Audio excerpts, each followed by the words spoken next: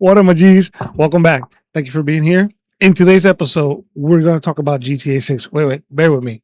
In this episode, we're going to cover why GTA 6 is part of the digital prison and this work from home agenda that they're creating. Stick with me and you will understand, because this is one of the most anticipated games in history, right? And it's going to create a bigger shift in society. We don't know exactly what's going to happen, but a lot of us are anticipating that it's going to increase the creator's economy, right? The digital economy. I don't know how to call it, but a lot of people are going to be submerged in this digital world creating content. And we're slowly going to be imprisoned by our devices. And this is the second part from the previous episode, but this episode is going to be specifically why GTA 6 is part of this agenda. Stick around. Look, as remote work continues to reshape society, some believe that we're witnessing a gradual transition from physical communities to virtual one. And we've seen that like everywhere. You know, a lot of people socializing online, mostly Roblox. And I have to point out that GTA 6 is going to be the Roblox for adult. It's going to be immersive. You'll be able to create your own world. You'll be able to create your own missions. And a lot of people don't know this yet, but in GTA 5, they are actually showing us what's going to come. They're actually showing us what to expect with GTA 6. Believe it or not, reset your account and start all over, and you'll see everything that I'm telling you about. So, how will GTA 6 imprison us? Well, that's simple: by giving us jobs and by allowing us to make money off of their content. Right? It all starts with a gaming job. Check this guy out. It's a crazy way to start a video, but here's my story. Before I get into it, if you know somebody that wants to make money playing video games and doesn't have a massive following, be sure to send them this video. I'm sure they would love to see it. So normally when people say stuff like this, it's a scam or some way to get your personal information. This isn't. This is my full-time job now, 1 month after doing it. And you're probably like, dude, dime. That's not the point. What is it? The way that I was able to do this is a company called Jostle. I got shown a video exactly like this one and I got put onto Jostle. Some of your favorite creators have worked with game developers in order to push their game or Here's how to make $36 per hour playing video games. So companies need players to test their new games for glitches, and they actually pay gamers to try them. They pay $9 for a 15-minute playtest, which is about $36 per hour. You just have to click become a tester in the upper right, fill out this information, and you're all set. This is the name of the website. And you know to follow for more unique side hustles like So you want to make money playing video games. So you spend your time, blood, sweat, and tears into making videos for YouTube, TikTok, or whatever, just in hopes of you having the chance to actually make some money. But then you start to realize that it's a lot harder than you think. You have to get all these followers, views, watch time, just to even start making a cent. And that alone could take months and even years to get to that stage. And at this point, most people give up, and I don't blame them. It's really demeaning to put hard work into something and getting nothing in return. But what if I told you there was a way easier way to start making money, doing what you love, without all the requirements? And what if I told you that I'm not just making this up? And this is a real platform called Jostle. Jostle is a place where indie game developers put their games on show for you to make content for. We're going to have to check that place out. Based on their CPM program, you get paid directly just by simply showing others their game. And there's many different games to choose from, and many more opportunities not just to grow your content, but to grow your wallet. I know others that have made this their full-time career, literally just from doing this, and that could very much be you. So if you're interested, go to the link in my bio, or just look up jester.gg. And since I put you on, you know, it'd be pretty cool if you use my code, but it's okay if you hate me. But I really hope you find some success in Jester, and continue to keep creating amazing things. Other than that, I hope you have a beautiful, blessed rest of your day, and I will see you later. So you... Okay, I'm gonna check them out. I'm getting very upset about this. You know, I spent about an hour trying to talk to you people on this freaking automated crap you got, and that's what got me all upset like this, alright? And if you didn't have all this automated crap on your guy, give me pretty stupid questions, but all I need to know is how do you shut this thing down? Please tell me! Ma'am, can I put you on a brief call? I'm getting very upset about this. You know, I spent about What? So he's working right now.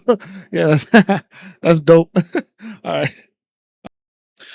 So now that we've seen how gaming jobs will allow us to make money while playing, now we need to realize if these virtual worlds are suitable for our real world experience, right?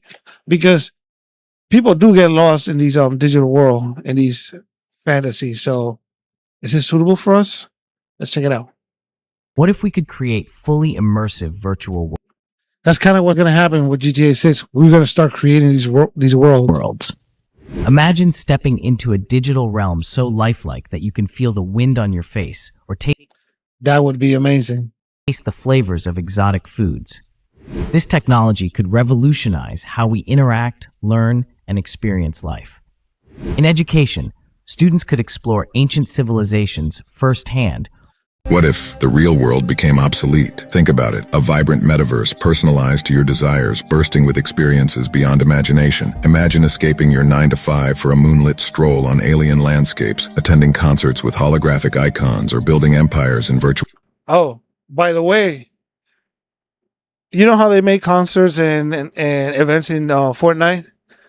GTA 6 is going to start doing that. Remember that in GTA Online, they have this big old auditorium sitting outside, it's like Opera House or something. Imagine all the players in the lobby being capable of just filling every seat and then having an actual singer or a pop star or whatever on stage singing to us. Kind of like they've done it with Fortnite before, but now it's going to be for GTA. What's great about this is that we all know that GTA is an adult game, right? So you don't have to worry about mixing with kids or offending or saying something that's just completely inappropriate. I'm just putting that out there because I don't like playing with kids online, man. It's just I don't like it. I don't like it at all. Let's continue. kingdoms. But wait, where does that leave the messy, beautiful reality we know? Would human connection wither in the glow of digital avatars? Would the sunrises and laughter, the grit and passion all fade into forgotten pixels? This what if isn't a prediction, but a crossroads. We hold the power to shape the metaverse as a tool, not a cage. It can amplify our creativity, connect us beyond borders, and even heal our planet, but the choice is ours. Will we trade the real for the virtual, or weave them into a tapestry richer than either alone? Hit like and follow to join the conversation. It is more likely than not that you and I are living in a simulated universe, a simulated world. Pokemon Go's creators said the metaverse should be incorporated with the physical world, and they call it the real world metaverse. And that's one of the things that we've been working on at Sunken Blimp, integrating the physical with the digital world. And some people call it phygital. For example, we created this window. That's kind of cool. Window using a projector that lets you display any digital asset, other places, or whatever you want in your room. And with the help of motion tracking devices, you can watch the window from different perspectives, creating a more realistic experience. And if you want to know more about what we're doing, hit the follow button and fly deep. Wow, that's kind of crazy. I know if GTA 6 goes VR, I'll probably get lost in there too, you know, because that experience is just amazing. I think that's the reason people play video games, to just kind of escape our reality. And I also believe that one of the reasons GTA 6 is so popular is because you can vent your frustration in that game by doing something you know you will never do in real life, right? And it may sound a little bit insane, but it's great therapy, believe it or not. Now we're going to see how these immersive virtual worlds, these realities, well, not realities, but now we'll see how gaming, yeah, I guess that would be. We need to figure out how gaming creates an economy and a digital ownership. We need to see how gaming creates an online economy and digital ownership. Let's see what we find. The digital economy reshapes how we create, buy, and exchange value daily. It covers online platforms, data-driven services, digital goods, and networked markets worldwide. Global digital transactions now total trillions of dollars each year across sectors. Cloud computing, mobile connectivity, APIs, and affordable bandwidths enable rapid innovation today. Data acts as the primary economic asset, powering personalization and smarter decisions. Grasping these basics prepares us to assess effects on jobs, markets, and policy. Digital platforms connect buyers and sellers globally, reducing friction and costs significantly. Banking, education, healthcare, and entertainment increasingly deliver services through digital channels today. Automation and AI shift job tasks, creating new roles while transforming traditional occupations. Regulation on privacy, competition, and infrastructure will determine who gains and who loses. Opportunities include efficiency and wider access. Risks include market concentration and exclusion. Clear strategy, fair rules, and skills investment help the digital economy. Wow, that's really AI. What if that's only half the truth? Because behind the money you see today, there is something changing quietly underneath it. Code, networks, digital ownership that never sleeps. Digital assets are not just currencies. They are ownership records stored on decentralized systems. If you remove access to networks, there is no digital economy. But if you remove banks, digital value still continues moving in some systems. What if that's only half the truth? What she was saying is, she's pretty spot on, man. Most people still think the internet is mainly for scrolling, entertainment and social media. But quietly behind the scenes, there's an entire digital economy growing every single day. AI tools, digital assets, faceless businesses, online systems, automated income streams. And the people learning these skills now are positioning themselves very differently for the future. That's the part more people are starting to notice, because the traditional path alone is becoming harder for many families. With the increasing costs means more people are now looking for additional ways to create income online. Not fantasy, not overnight success, skills. Because once you understand how digital business actually works, you realize ordinary people now have access to opportunities that didn't exist years ago. And no, most people won't take action, but the ones willing to learn early usually benefit the most later. If you want to explore the systems and training I've been using, everything is linked in my bio. In today's digital economy, knowledge is power and power is leverage. With this strategy here, major corporations as well as savvy entrepreneurs, individuals like myself who's known this secret, are able to leverage this to be able to quietly unlock funding for their business. Why take a brand deal when you can own part of the brand? That's the shift I think more creators should be paying attention to. Because right now, the creator economy is largely built around sponsorships, partnerships, and brand deals. And don't get me wrong, these opportunities are great. Keep doing them. But we're seeing more creators become angel investors. More creators launch funds, obtaining equity, joining cap tables. And increasingly, we're seeing venture capital firms, startups, and growth stage businesses bring creators into the organization itself as advisors, investors, strategic partners, and even chief creator officers. Personally, I love this shift because it makes perfect sense. If attention is one of the most valuable assets in the world today, then the people who understand how to earn attention should have a seat at the table, right? A great creator understands storytelling, distribution, audience building, trust, culture. They understand what makes people stop scrolling, start listening, and ultimately take action. Those aren't just creative skills anymore. They're highly valuable business skills, and they're becoming some of the most in-demand skills in the modern economy. Someone whose job is to help tell a company's story across every platform, recruit creator partnerships, build community, drive awareness, attract customers, and help transform the business into a media company in its own right. The benefits for startups, founders, venture capital firms, and businesses are obvious. But what's even more interesting is that this shift isn't just changing creators, it's changing founders too. We're now seeing more and more founders become content creators themselves because distribution has become a competitive advantage. Yeah, if you notice, if you go on YouTube, you notice that most of the people that are actually like making content are business owners because they're trying to bring traffic to their business.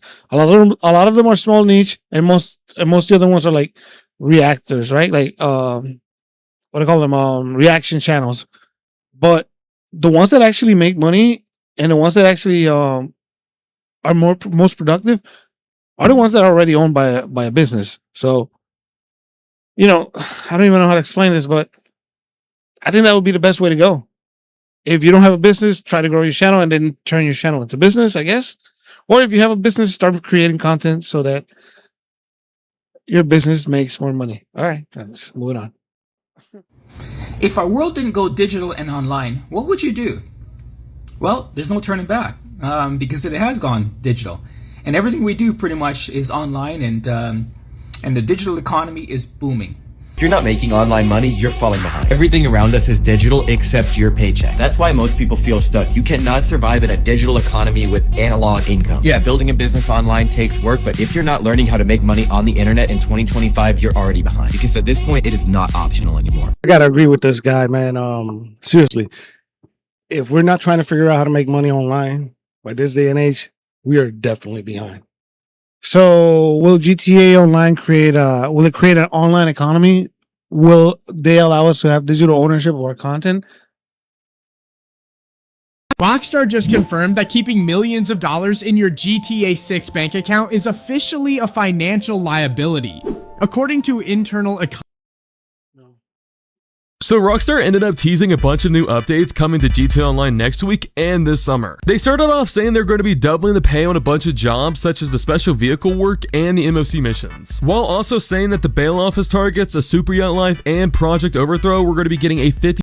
Is GTA 6 going to crash the economy? Well, kinda. Here's what's gonna happen. When GTA 5 dropped, people literally skipped school, work, and all the responsibilities just to play the game. So imagine that, but 10 times bigger. With GTA 6, experts predict that the game could make $3 billion in the first year. $3 billion. And apparently, since the game got delayed, there's a report that the industry actually lost $2.7 billion in 2025. So when the game does drop, people will obviously stay at home, skip work, skip school, cancel all their plans just to play the game. And most importantly, they're gonna spend less time at places like restaurants, movies, traveling, things like that. So while money isn't gonna be spent there, it's gonna be spent instead on people buying consoles, gaming setups. Bro, people are gonna think there's another pandemic because the streets are gonna be so empty. Nah, everybody's just gonna be inside playing. PSN and Xbox subscriptions, and obviously the game itself, which is rumored to be $100. So GTA 6 won't necessarily break the economy, but for a brief period of time, all the money's gonna be spent on video games all at once instead of other places. Subscribe for more. Rockstar just confirmed that keeping millions of dollars in your GTA 6 bank account is officially a financial liability. According to internal Why are they gonna force us to spend it? economy stability logs, the game is introducing an automated wealth tax that targets any player with a net worth exceeding $10 million. This progressive seizure mechanic is designed to prevent hyperinflation in the Vice City economy. Every in-game week, the Leonida Revenue Service will automatically deduct 5% of your total liquid assets to fund city infrastructure. If you try to hide your cash in offshore shell companies or illegal properties, the state will trigger a lifestyle audit that could lead to the total repossession of your car collection. Rockstar is forcing players to spend their money as fast as they may. Wait, I don't know. It sounds kind of cool. It sounds kind of cool because if you're a drug lord or a kingpin, something like that, obviously with your shady money, you want to push it aside, put it offshore. But if he's talking like you will be allowed to do that in the game, and if you're allowed to do that, oh my God, the possibilities are endless. This is going to be a crazy ass game. It or lose it to the government. This unethical redistribution model ensures that no one can stay at the top forever without constantly risking new heights. The era of the billionaire player is dead in GTA 6. The IRS is more dangerous than any cartel. Are you ready to go broke just to stay rich? IRS in GTA 6? That's going to be crazy.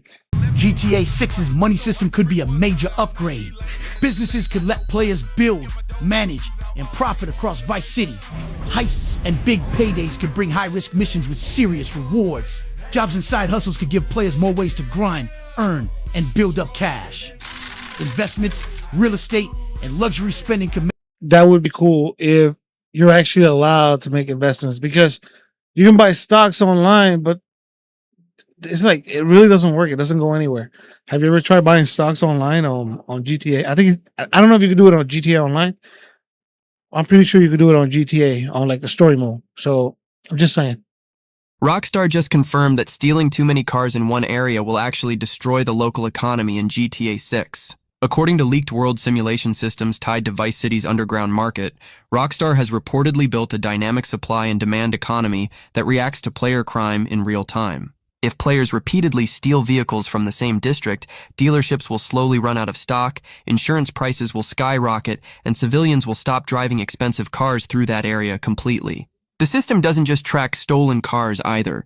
It monitors where they were taken, how often crimes happen there, and how badly the neighborhood economy is collapsing because of player activity. Once a district enters economic panic mode, luxury traffic almost disappears, Businesses shut down earlier at night, and police surveillance becomes far more aggressive. Some leaked reports even claim certain rich areas of Leonida can become permanently high-risk zones, where armored patrol units and undercover cops start spawning daily just because players made the area too dangerous financially. Rockstar is reportedly trying to create a living economy where criminal success actually damages the world around you, instead of endlessly farming money with no consequences. The era of infinite car theft is dead in GTA 6. If you destroy the city's economy, Vice City will fight back. Yo, if that's real, it's gonna be epic.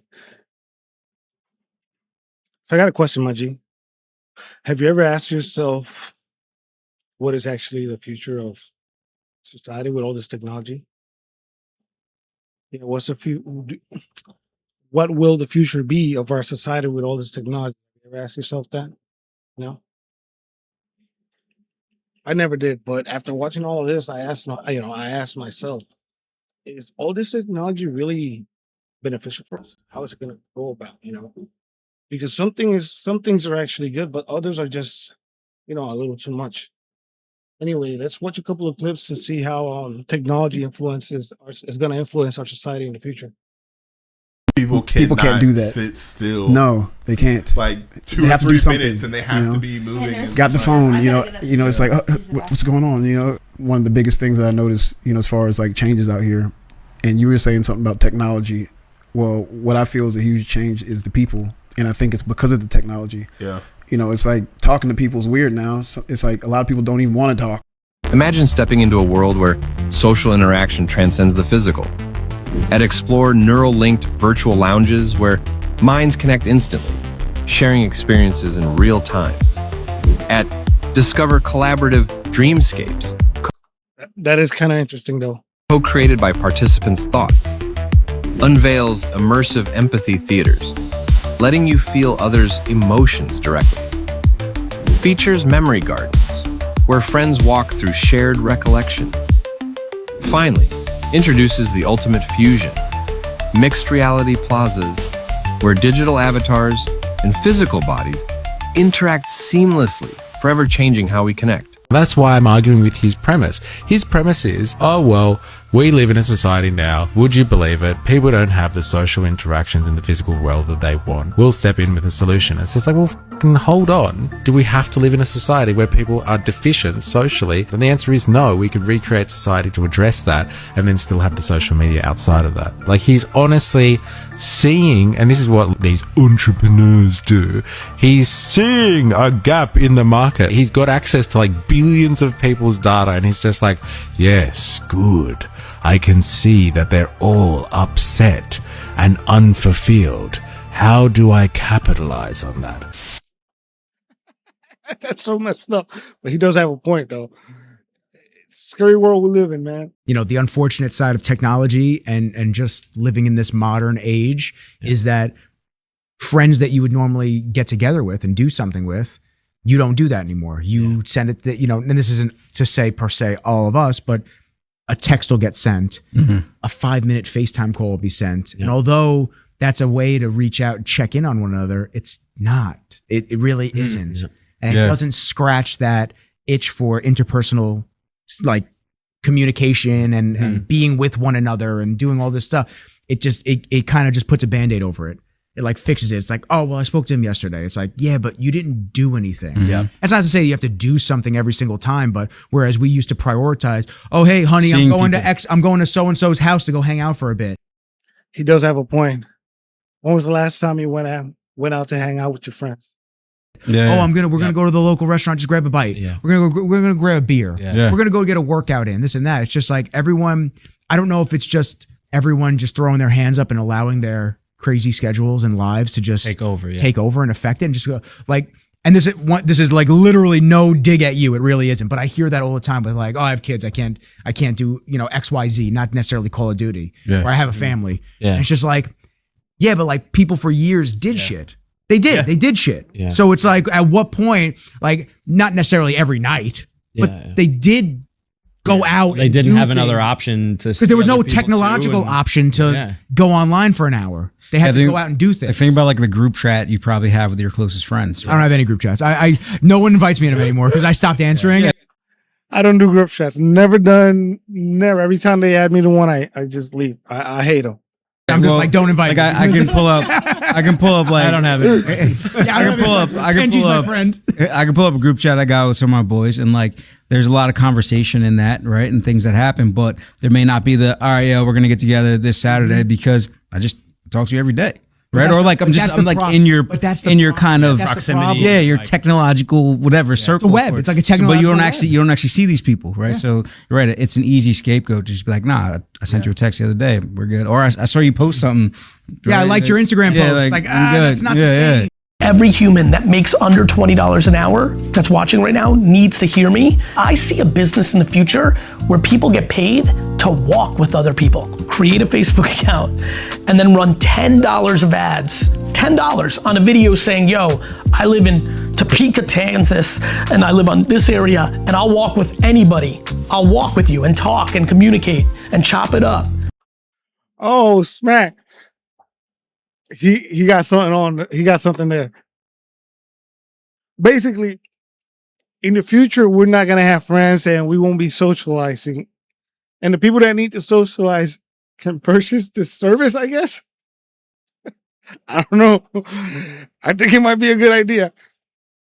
With anybody in this 10-mile radius and run ads, $10 in Facebook ads on that 10-mile radius, I think they build a straight up business. Every human that makes under. What I think we're seeing in real time is we're seeing the emergence of two parallel societies. We're seeing the emergence of one segment of our population that's all in on everything, on the technology, in the bodies, around them, all the gadgets, all the tools, RFID chips, chemicals, computers, everything. We're seeing another segment of our society that doesn't necessarily know everything that we're speaking about and doesn't necessarily have the vocabulary that we're using, but they recognize that things are happening too fast.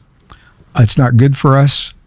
They want to slow down and go back to the basics.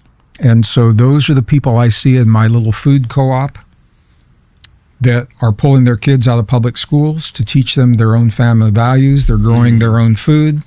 They're using medicinal herbs and traditional medicine to heal their bodies. And what I think we'll see, and this can't last long, I think we're going to see these two parallel societies check each other out.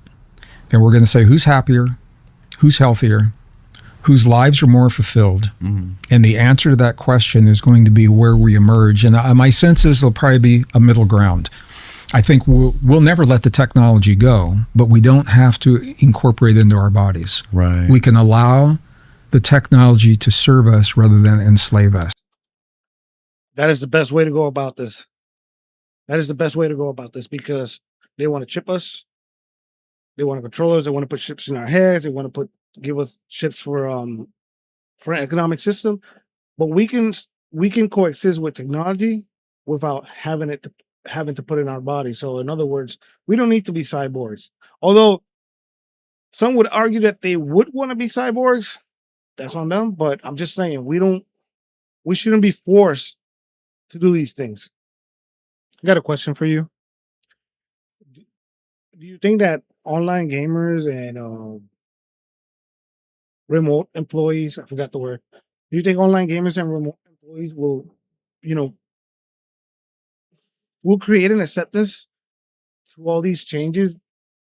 Do you think they will be responsible for normalizing the work from home type thing? Because as I see it, most people that work from home, once they get settled, they don't want to stop doing that. And obviously there's a lot of gamers, you're used to socializing online with your friends and all that, but working online and socializing online, how it's gonna be? Is that our future?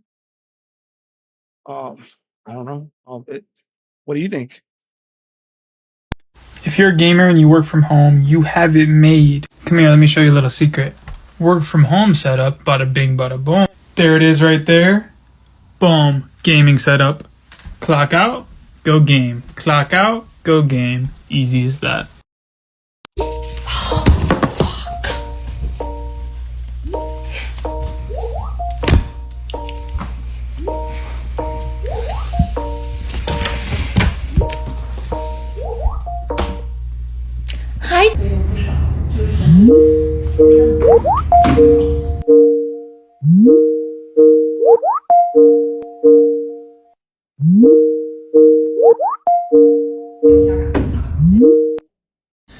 I think we genuinely compare the.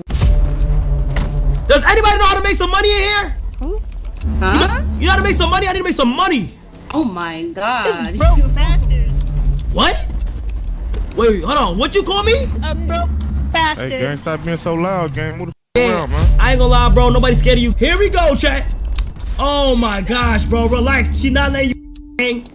Relax, gang. She not letting you, so leave me alone, bro.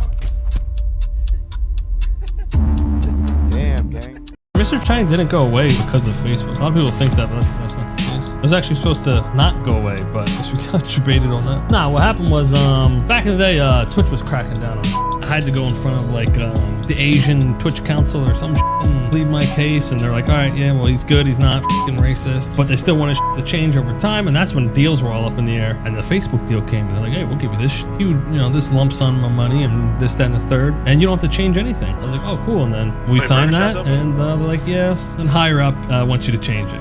Okay, but in the long run, I mean, everything worked out. Deal set us up, did the f***ing change, and now we chilling. Nothing much really changed. I don't know, I think it worked out for the good. So I kind of got screwed, but at the same time, it's whatever. It was like ripping the Band-Aid off, and now we don't have to worry about any of that f***ing bullshit. We can have fun, do our thing. That's why when I first went to Facebook, bro, I was so like because I was like, oh yeah, I'll change this platform, but I can keep the character they loved. But then after I signed, everything changed, and I was so stressed. I was like, yeah, kidding me. I'm like, I gotta change not only my platform, but my whole shit. But you guys stuck with me, man. You guys been awesome community. Here we are. Yeah, I never told anyone that because I'm just okay. I don't like to complain about shit. I like to just keep entertainment. I still do the voice, depending what mood you catch me in or the scenario. If it's real goofy, because that was never like an accurate voice anyway. Just a fucking goofy ass voice. I think one of the biggest, most impactful changes to the way we live our lives, to the ways we're educated, probably even to how we end up making an income, is about to come not from AI, not from space travel or biotech. These are all very important future inventions. But in the next 5 years, I think it's going to come from video games. There's already 2.6 billion people who play games. And the reality is that's 1 billion more than 5 years ago. 1 billion more people in that time. No religion, no media, nothing has spread like that. But what I find really special is, and this often shocks a lot of people, is that the average age of a gamer, like have a guess, think about it. It's not 6, it's not 18, it's not 12. 34. That tells us something, that this isn't entertainment for children anymore. This is already a medium like literature or anything else. It's becoming a fundamental part of our lives. You know, one stat I like is that people who generally picked up gaming in the last sort of 15, 20 years generally don't stop. Something changed in the way that this medium is organized. And more than that, it's not just play anymore. People are earning an income playing games. Esports, there's prizes, there's the opportunity to make money in a competitive way. But there's also $131 million made through esports. No wonder everybody wants to be an online gamer. People earning incomes, modding games, building content in them, doing art in them. I mean, there's something at scale akin to the Florentine Renaissance happening on your kid's iPhone in your living room. A new study reveals that nearly half the people on Earth play video games. So yeah, a new study claims that over 3.7 billion people on Earth play video games. Now, not all of them are like hardcore Elden Ring players. Some of them just play mobile games, but people play video games a lot. But honestly, it's insane that many people play video games, and the number just keeps rising. Keep playing those video games, kids. It's good. So his number is as of 2023.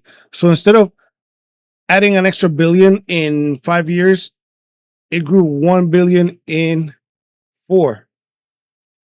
So what does that mean? That by 2030, we're going to have like 5.5 billion gamers in the world? Or is it going to go even higher with GTA 6? Yeah, I'm a firm believer that GTA 6 is part of the agenda. And this is one of the reasons why.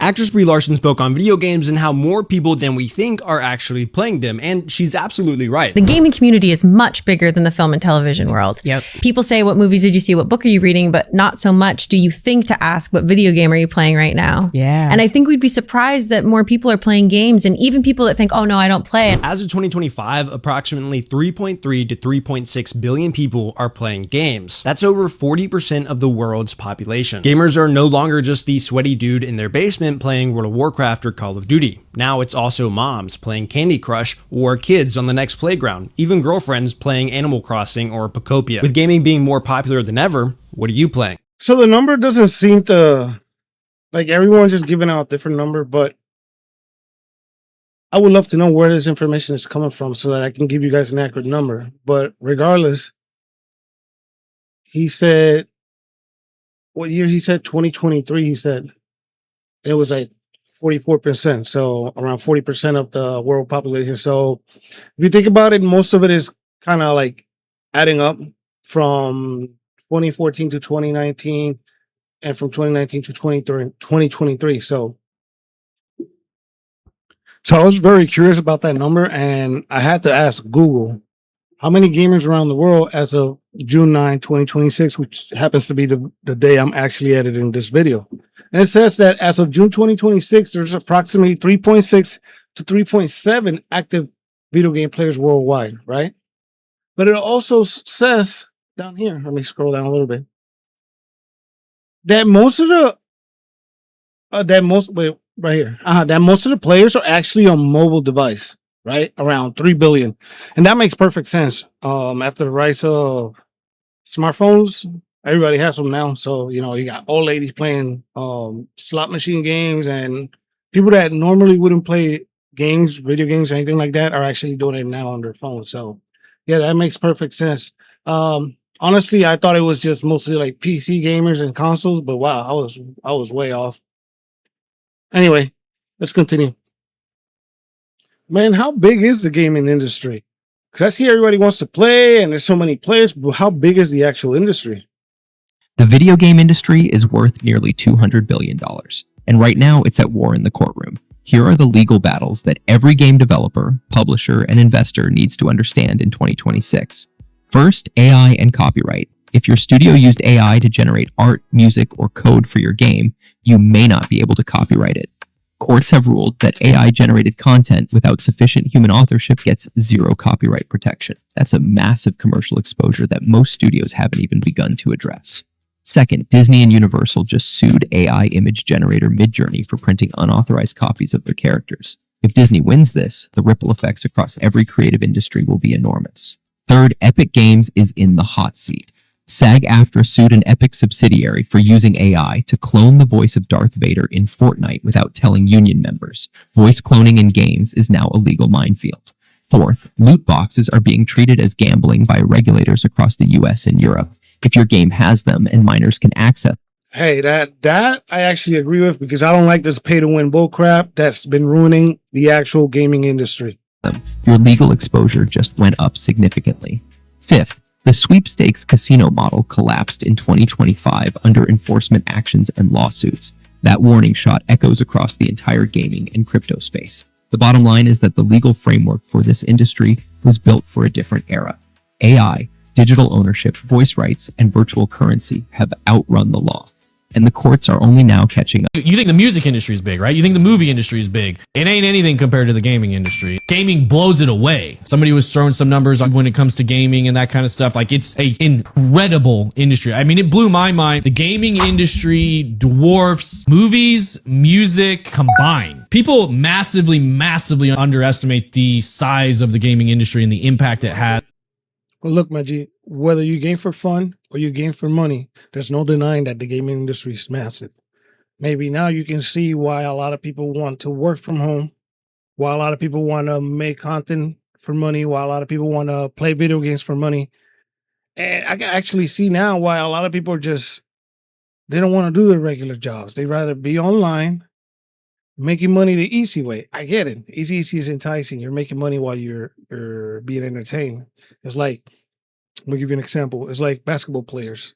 All their life they play basketball, right? And their biggest dream was to actually get paid for playing basketball, right? Somebody that likes the game and has been gaming their whole life would honestly like to get paid for playing video games. So I just think that as the industry grows more, and as the digital economy grows more, and as we increase our digital assets, more and more people will actually start following the lead. And honestly, this work from home agenda seems like it's gonna be a real thing, because it seems like it's just easier to make money online than just to break your back with hard labor or going to school for 4 years and getting replaced with AI. I don't know what thing. So Yeah, I think that's honestly what it is. Like, you go to school, you waste your time and money, end up in debt, and then AI replaces you. And then some kid that doesn't know how to read, that's barely out of high school, it's making thousands of dollars a month just by playing video games. It seems very enticing, and it really pushes forward that work from home agenda. I don't know if it's a conspiracy. I do know they're pushing for that, but what's your opinion? Would you like to work from home?